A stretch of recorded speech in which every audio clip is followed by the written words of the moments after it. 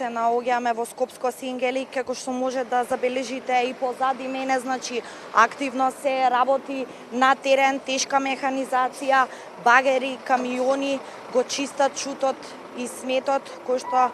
настана од домовите на жителите по катастрофалните поплави кои што го зафатија Скопје пред околу 11 дена.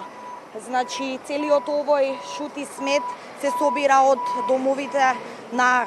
жителите, бидејќи улиците се претесни, во овој канал се фрла, а потоа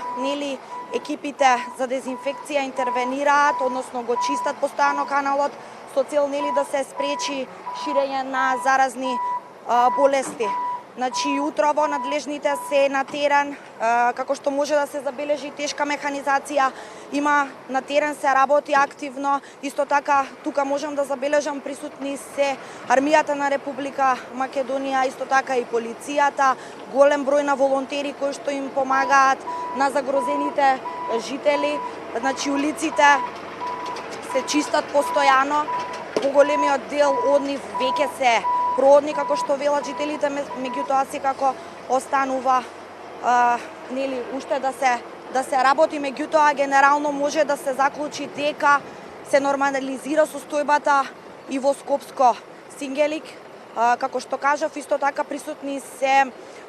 возила на брзата помош во случај да треба да се интервенира,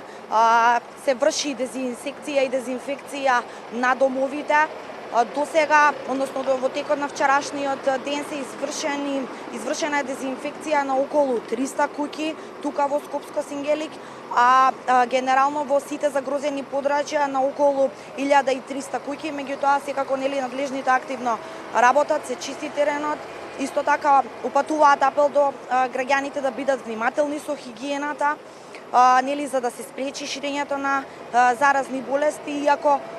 нема опасност за сега од епидемија, како што изјави од Центарот за јавно здравје. Јована,